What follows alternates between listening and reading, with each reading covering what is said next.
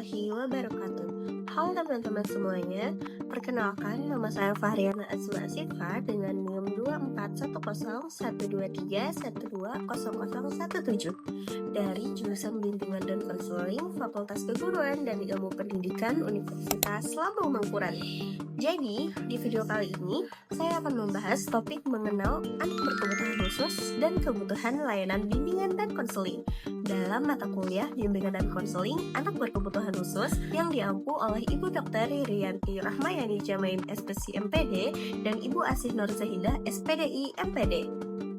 Anak berkebutuhan khusus merupakan bagian dari keberagaman peserta didik yang memiliki karakteristik, kemampuan, dan kebutuhan yang berbeda-beda. Oleh karena itu, mereka juga memerlukan layanan pendidikan serta pendampingan yang sesuai agar dapat berkembang secara optimal sesuai potensi yang dimilikinya. Nah, melalui pembahasan ini, kita akan mengenal lebih dekat siapa yang dimaksud anak berkebutuhan khusus dan macam-macam anak berkebutuhan khusus, faktor-faktor penyebabnya, serta pentingnya layanan bimbingan dan konseling dalam mendukung perkembangan mereka. Untuk memahami hal tersebut, mari kita mulai dengan mengenal terlebih dahulu apa yang dimaksud dengan anak berkebutuhan khusus.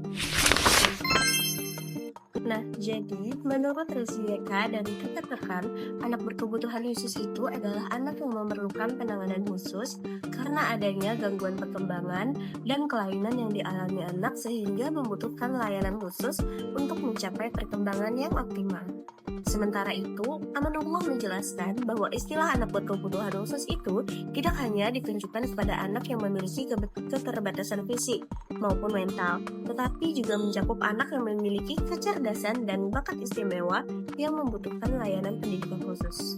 Berdasarkan pendapat tersebut, dapat kita pahami bahwa anak berkebutuhan khusus ini merupakan anak yang memiliki karakteristik dan kebutuhan yang berbeda dari anak pada umumnya, sehingga memerlukan layanan yang disesuaikan dengan kondisi dan potensi mereka. Selanjutnya kita akan membahas macam-macam anak berkebutuhan khusus. Jadi, di dalam dunia pendidikan terdapat beberapa kategori anak berkebutuhan khusus. Di antaranya, tunanetra, tunarungu, tunagrahita, tunadaksa, autisme, ADHD, kesulitan belajar, serta anak cerdas dan berbakat istimewa. Anak tunanetra merupakan anak yang mengalami hambatan pada fungsi penglihatan sehingga membutuhkan layanan pendidikan yang menyesuaikan dengan kondisi tersebut. Anak tunarungu mengalami hambatan pada fungsi pendengaran yang dapat mempengaruhi kemampuan komunikasi dan bahasa mereka. Anak tunagrahita memiliki kemampuan intelektual di bawah rata-rata sehingga memerlukan pendampingan khusus dalam proses pembelajaran. Anak tunadaksa merupakan anak yang mengalami hambatan pada fungsi gerak atau fisik mereka. Selanjutnya, terdapat anak dengan autisme yang umumnya mengalami hambatan dalam interaksi sosial, komunikasi, dan menunjukkan perilaku yang berulang. Sedangkan anak ADHD biasanya mengalami kesulitan memusatkan perhatian, cenderung impulsif, dan memiliki tingkat aktivitas yang lebih tinggi dibanding anak seusianya. Menurut Nasution dan rekan-rekan, anak berkebutuhan khusus memiliki karakteristik yang berbeda dalam aspek komunikasi, interaksi sosial, kemampuan sensorik, perilaku, dan emosi. Oleh karena itu, kebutuhan layanan yang diberikan kepada setiap anak juga berbeda-beda. Menurut RSIK dan rekan-rekan, faktor penyebab anak berkebutuhan khusus itu dapat dibedakan menjadi 3, yaitu faktor prenatal, faktor perinatal, dan faktor postnatal.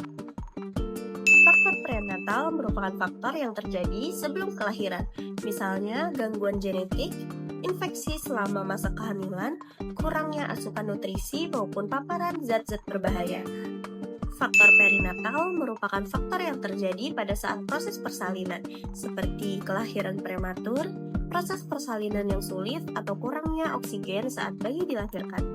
Sedangkan faktor postnatal merupakan faktor yang terjadi setelah kelahiran, misalnya penyakit tertentu, kecelakaan, infeksi berat, maupun gangguan perkembangan yang muncul selama masa pertumbuhan anak.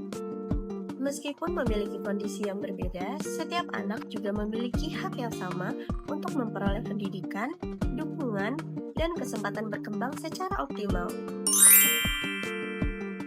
Jadi, anak berkebutuhan khusus itu tidak hanya membutuhkan layanan pendidikan, tetapi juga membutuhkan layanan bimbingan dan konseling.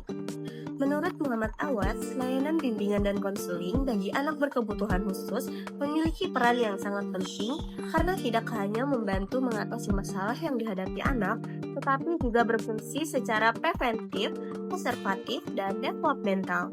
Yang artinya, layanan mereka tidak hanya membantu ketika masalah sudah terjadi, tetapi juga membantu mencegah munculnya masalah baru, mempertahankan kondisi positif yang telah dimiliki anak, serta mengembangkan seluruh potensi yang mereka miliki. Layanan BK dapat membantu anak dalam aspek pribadi, sosial, belajar, maupun karir. Selain itu, layanan BK juga membantu anak meningkatkan rasa percaya diri, kemampuan berinteraksi sosial, serta kemampuan beradaptasi dengan lingkungannya. Dalam pelaksanaannya, guru BK dapat memberikan layanan informasi, konseling individu dan bimbingan kelompok, konsultasi dengan orang tua maupun kolaborasi dengan guru dan pihak sekolah.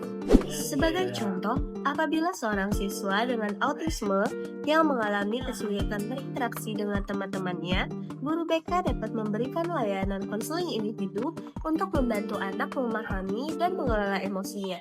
Guru BK juga dapat memberikan bimbingan kelompok untuk melatih keterampilan sosial serta bekerja sama dengan guru kelas dan orang tua dalam mendukung perkembangan anak. Hal ini sejalan dengan penelitian Hasibuan dan rekan-rekan yang menyatakan bahwa layanan BK yang adaptif dan berbasis kebutuhan individual mampu meningkatkan perkembangan sosial dan emosional siswa berkebutuhan khusus serta membantu menciptakan lingkungan sekolah yang lebih inklusif. Nah, berdasarkan pembahasan yang telah saya sampaikan tadi, dapat kita simpulkan bahwa anak berkebutuhan khusus itu merupakan anak yang memiliki karakteristik dan kebutuhan yang berbeda, sehingga memerlukan layanan khusus yang sesuai dengan kondisi dan potensi mereka. Setiap anak berkebutuhan khusus memiliki hak yang sama untuk memperoleh pendidikan dan kesempatan berkembang secara optimal.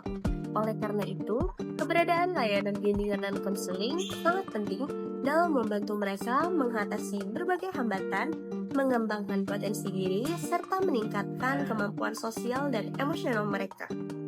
Sebagai calon guru BK, kita perlu memiliki pemahaman yang baik mengenai karakteristik dan kebutuhan anak berkebutuhan khusus agar mampu memberikan layanan yang inklusif, tepat, dan berorientasi pada perkembangan peserta didik.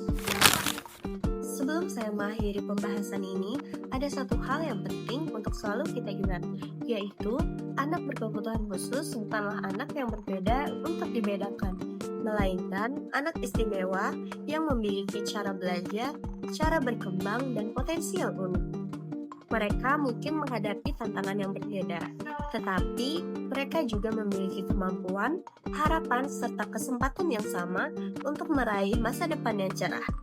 Tugas kita sebagai pendidik, konselor maupun anggota masyarakat adalah memberi dukungan, kesempatan, dan lingkungan yang menerima mereka apa adanya. Karena pada dasarnya mereka itu tidak berbeda. Mereka istimewa. Sekian yang dapat saya sampaikan. Terima kasih atas perhatian teman-teman semuanya. Wassalamualaikum warahmatullahi wabarakatuh.